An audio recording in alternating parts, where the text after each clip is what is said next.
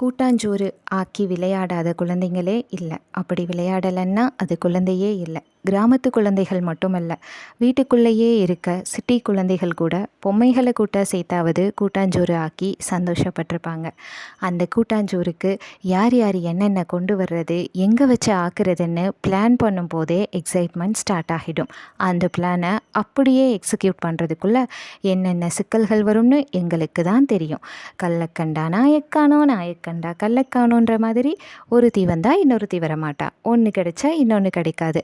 ஒரு வழியாக எல்லாத்தையும் சரி பண்ணி சமாளித்து கரெக்டாக அடுப்பை பற்ற வைக்கும் போது பக்கத்து வீட்டு பாட்டி வந்து, ஐயையோ என் வீட்டு குடிசையில் தீப்பிடிச்சிடும்னு சொல்லி கம்பெடுத்து விரட்டிடும்.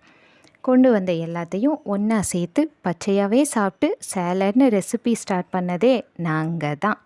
அரிசி என் பொறுப்புன்னு அவன் சொல்ல, தக்காளி ஒருத்தி, கத்தரிக்காய் ஒருத்தி, எண்ணெயெல்லாம் தரமாட்டேன்னு எங்கள் அம்மா மண்டையில் கொட்ட எதையோ ஊற்றி தாளித்து அடுப்பே இல்லாமல் அன்போடு சமைச்சோம். விறகே இல்லாமல் சமைச்சு விருந்து வச்சோம். உப்பே இல்லாத அந்த சோறில் ஒரு உண்மையான சந்தோஷம் இருந்தது. புளிப்பே இல்லாத அந்த சோறை சாப்பிட்டு ஒரு புத்துணர்ச்சி கிடைச்சது. உரப்பே இல்லைன்னு கோவப்பட்டு வெறுப்பை காட்டாமல் ஒன்றா உட்காந்து நாங்கள் சாப்பிட்ட கூட்டாஞ்சோறு டேஸ்ட்டில் பீட்சா பர்கர் எல்லாம் பின்னாடி போச்சு. ஒரு 4 மணி நேரம் ஃபோனே இல்லாமல் நல்லா விளையாண்ட மாதிரியும் ஆச்சு. ஞாயிற்றுக்கிழமை எங்கள் அம்மா ஆக்கி சாப்பிட்ட கறிசோறில் வயிறு நிறைஞ்சது. நண்பர்களோடு சேர்ந்து நாங்கள் ஆக்கி சாப்பிட்ட கூட்டாஞ்சோறில் மனசு நிறைஞ்சது. சோறு இஸ் அ வேர்டு, கூட்டாஞ்சோறு இஸ் அன் எமோஷன்.